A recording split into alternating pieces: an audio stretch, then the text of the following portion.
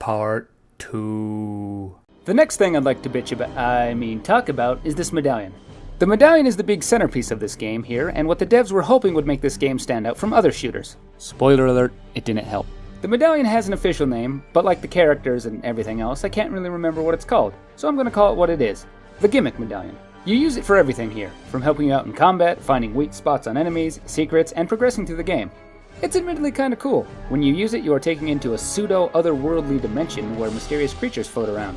Just like crazy in your face all the time.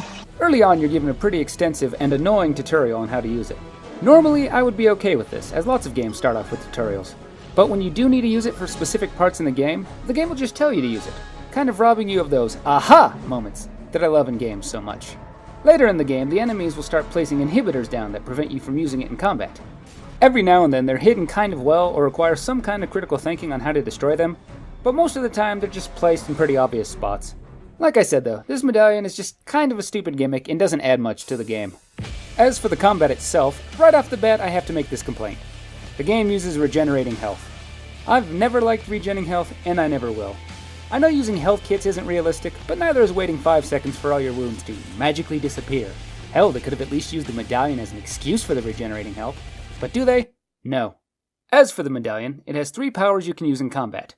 You get True Fire, which lets you shoot through enemy shields, a shield of your own, and the ability to... Well, okay, you don't exactly get to Tokyo Tomari, but you can slow down time. Now, I know I said the medallion doesn't add much to the game, but it does add a little bit of strategy and variety to the combat. Again, just a little. For example, say this Nazi fuck is pinning you down with his MG42. You can choose to slow down time and run to a better position to shoot him, or you can put up shield, walk right up to him, and shoot him in his stupid Nazi face. Unfortunately, the medallion doesn't last very long in combat, only about 5 seconds or so. Sure, there are various recharge areas for it, but oftentimes the fights are too hectic for you to safely get to one, and going back to a recharge kind of breaks the pace of combat.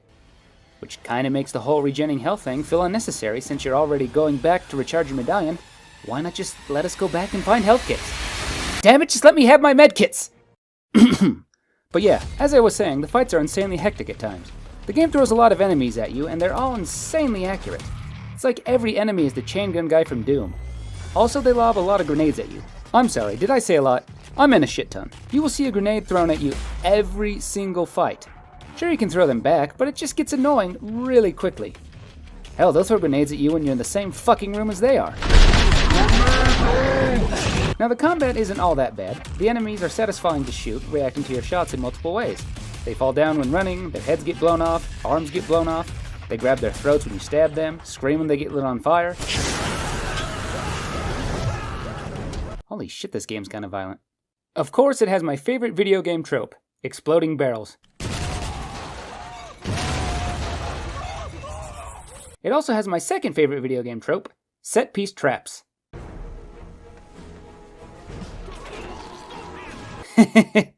Never not funny. Now for the enemies you'll be putting to a brutal end, there's not a whole lot of variety. Sure, you have super soldiers, jetpack soldiers, flame boys, Nazi wizards, mutants, girl Nazis, and oddly enough, unarmed scientists who won't fight back. This may make it seem like it has some variety, but the bulk of the enemies you'll be fighting will just be Nazi soldiers. Some of the fancier enemies get cool introductions. The Nazis are signaling for reinforcements. We have to move fast.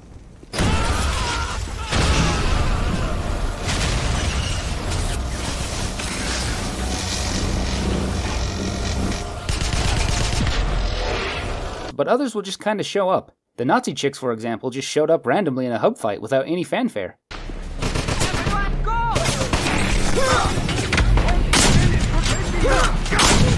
They also only appear in a small handful of fights, which is a damn shame because they were my favorite enemy from Return to Castle Wolfenstein. Like seriously, they were so cool in Return. Come on, I need more sexy Nazi chicks in my life. That's not a weird thing to say, is it? The enemies will respond to what you do in combat. They do basic things like yell when you throw a grenade, but they will do other novel things. They'll call you a coward or ask where you went when you disappear. What's wrong? And will comment on the type of medallion power you're using. Again, it's all in English with the exception of... Nice touch.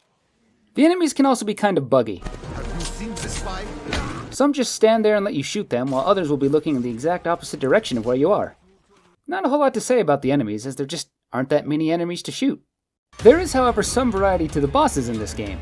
You got Nazi super scientists, mutants, super soldiers, creatures from other worldly dimensions, and a Nazi chick in a machine. This machine protects me from your bullets, American. Okay, I dig. All of them are noticeably different from one another in appearance and how you fight them. Several are variations on just shooting them to death. One you have to trick into destroying a portal. One you have to dispatch minions while destroying power generators. One you have to shoot the weak spots and defend yourself against its minions. And one you have to destroy machines while it recharges. Now this variety is quite nice, and no single boss fight feels the same. However, despite the variety, they all kind of fucking suck. They are either way too easy or way too hard, and nowhere in between. Hell, most of the later bosses end up feeling more like I just beat them with dumb luck rather than skill. Especially that last boss. But we'll get back to him later. Boy, do I have a shit ton to say about him. I ended up hating just about every single one of these guys. Except for this one guy. I just love him. The way he just waddles around at you is just absolutely adorable. I can't really hold the shitty bosses against this game though, as most other FPS bosses kinda suck too. Remember Quake 1's only boss, where you run around flipping switches? Exciting. Now there's one thing you may have noticed I've yet to talk about in this game about shooting people with guns that's a part of a franchise that started the whole shooting people with guns genre off. And that of course is the music.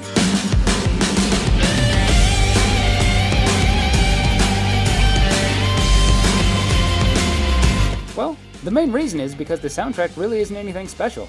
It's just generic orchestral music you'd expect from any other military-themed shooter. It's not bad, but it doesn't really stand out. Sure, Wolfenstein's never really been known for its iconic music, but there's been a couple nice tracks here and there. This Wolfenstein game, though, nothing special. But okay, for reals, let's talk about this first-person shooter's guns. Right off the bat, I'm happy to say that this game does have a weapon wheel, which is an automatic point for me. Lots of games from this time had an arbitrary 2-weapon limit for the sake of realism, but thankfully, not this one. That's right, BJ can carry as many guns as he can find in this game. You've got all your basic Wehrmacht staples in this game: the Kar-98 bolt-action rifle, the MP-40 submachine gun, the STG-44 assault rifle, the Flammenwaffen, potato masher grenades, and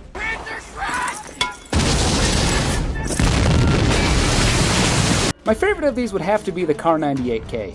It's powerful, accurate, has great sound design, and just feels amazing to use. Although it doesn't have stripper clips, so you have to reload each bullet one at a time. Come on, Nazis, you have super science and all this occult bullshit, but you don't have any fucking stripper clips for your rifles? What the hell? Well, I guess it's for balancing purposes, since otherwise it would just be too good of a gun. Now, it wouldn't be much of a Wolfenstein game if you didn't get to use some Wunderwaffe. And this game delivers with 3 different Nazi super guns. The particle cannon, the lightning gun, no, not that one, this one, called the Tesla cannon, and the Leichenfaust, which is this game's equivalent to the BFG. I love every single one of these guns, as they all just wreck and can easily help you clear rooms in mere seconds. Only problem is they don't have a lot of ammo, and spare ammo for these beasts is very hard to come by. Hell, even the flamethrower and Panzerschreck don't have that much ammo lying around, so I mostly just ended up saving these super weapons for boss fights or when I got frustrated. The game also has melee weapons like axes and sledgehammers you can pick up and use. I would use them as often as I could, because the gunplay in this game does kinda get stale after a while. You have the option to throw them, but I could never seem to get it to kill anyone, which is the damn shame. Like I said in the last video, you can upgrade all your weapons with gold you find. You can make them stronger, more accurate, give them bayonets, give them greater ammo capacity, and oh hey, there are the stripper clips. But doing this starts to make the guns look ridiculous, and my OCD just really didn't care for that. Well, I've talked about everything else in this game. Let's start talking about that final part. The final mission in Wolfenstein 2009 sees you sneaking your way onto a big-ass Nazi blimp. And by sneaking, I mean killing every motherfucker in your way. Right before you hop on board, you run into the black market guy who lets you buy any last upgrades you may need. Got something that might interest you. This is it, the final mission you must take to stop these Nazis once and for... Well, I'd like to write a more dramatic sentence for this, but at this point, I'm just tired. Everything else has been so mediocre and tedious. I can't really muster up any excitement. I mean, I'm supposed to love everything about this. I love Nazi super science, I love big-ass Nazi blimps, but here I am, just ready for everything to be done. I'm just going through the motions at this point. After going through all these motions, you get what else but one more cutscene. In this cutscene, you find out that he was a traitor and working for the Nazis all along. Wait, who is he again? Oh yeah, one of those guys in the occult group. I guess this was supposed to be a big Sting reveal, but in order for that to be the case, I would have had to care about this guy, or anyone in this game for that matter. And I don't. After the last cutscene, you are pitted against the final boss, Hans, who is Deathhead's lackey, and damn boy, he's thick! The final loading screen has the words, "Get psyched," which is a very nice touch. The fight with Hans isn't anything to get psyched over, as you just hide behind moving pillars and shoot at him with your True Fire ability. You hit him enough, and you pull a crystal out of your medallion and kill him.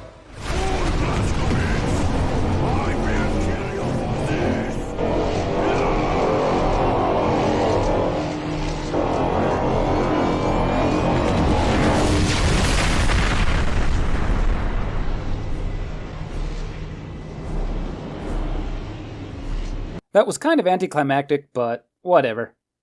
Well, that was Wolfenstein 2009. No shields?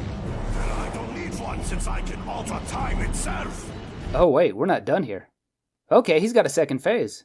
Alright, bring it on. This phase feels much more like a traditional Wolfenstein 3D boss fight. You're in an arena with a big bad who has a bunch of miniguns trying to kill you. Now this homage to Wolfenstein 3D is a very nice touch. Okay, I wanted to say that this part is a very nice homage, but this part is absolute fucking bullshit. He just teleports all over the place and tears you to fucking shreds. There's no rhyme or reason to when or where he'll appear. I try using my remaining power-ups and they don't seem to make any fucking difference. He always just seems to hit you regardless of where you are. This fight so far has taken me over an hour of agonizing frustration. I hate to sound like a filthy casual here, but he's just too fucking hard. And since my buddy Trev doesn't like the Wolfenstein franchise, I can't rely on him to beat this boss for me like he did in Doom 64. Now some of you may be thinking, don't you as a gamer live for a string of petty challenges? And to that I'd say, duh! A challenge I could do! I don't mind extreme difficulty. I've beaten my fair share of harder games. But this just isn't any fucking fair. He's just so random and I don't feel like half of these deaths are even my fault. Compare this to a game like Cuphead, where yeah, you'd spend an hour or two on a boss, but every boss had a recognizable pattern you could overcome with your skill, and every death felt like it was your fault. Here, it just felt like I finally got lucky and he died. Don't do it, Blazkowicz! Well, that was Wolfenstein. Oh, fuck me, we're not done yet. Okay, rule of 3, I get it. Now this part is just kind of fucking lazy. I have to avoid him while killing mutants while climbing up the structure, and that's it. Okay, got him down. Please be done, please be done, please be... This ends now! Fuck's sake. Jesus, how many faces does this motherfucker have?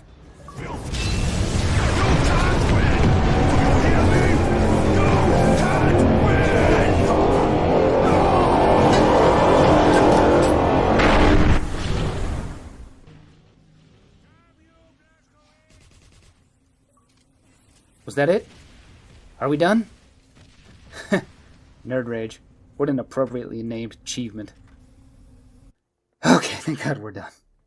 Well, that was Wolfenstein 2009. Now for the verdict. Now most of this review may seem like it has been on... Okay, one sec here.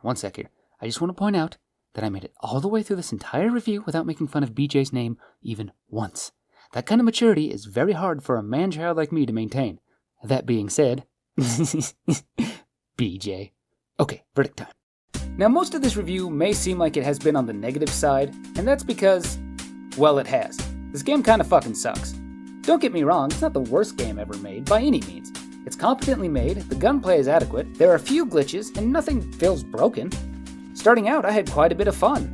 But levels are painfully linear, missions drag on way too long, the characters and story are boring and completely forgettable, and the combat, along with everything else, gets tedious after about an hour or two. I know I compared it a lot to the newer games, and that's not necessarily the most fair thing to do, but it still falls flat compared to the older Wolfenstein titles. I tried to look at this game as a product of its time, as there were a lot of mediocre to bad shooters in the late 2000s, but there were also a lot of good ones too. In 2009 alone, we got Halo ODST, Modern Warfare 2, Killzone 2, Borderlands, and Left 4 Dead 2. I can really only recommend this game to Wolfenstein or id franchise completionists. If you want to try Wolfenstein, play any and all other games first. Then try this one if you're desperate for more. I wouldn't recommend it. Well, that's it for this episode of Console FPS. For the next episode, we'll be taking a look at another id Software title. Again? Okay, no, kidding. I need a break from id. I'd also like to take this time to thank my good buddy Owen Fraser for his contributions to the video with his drawings and additional Photoshop assistance. If you're interested in his art or want to have him draw stuff for you, you can find him on his Twitter and Tumblr, which I've linked down in the description below. Thanks again, buddy. Now, if you watched it this far, thanks for watching. I'll see you guys in the next one.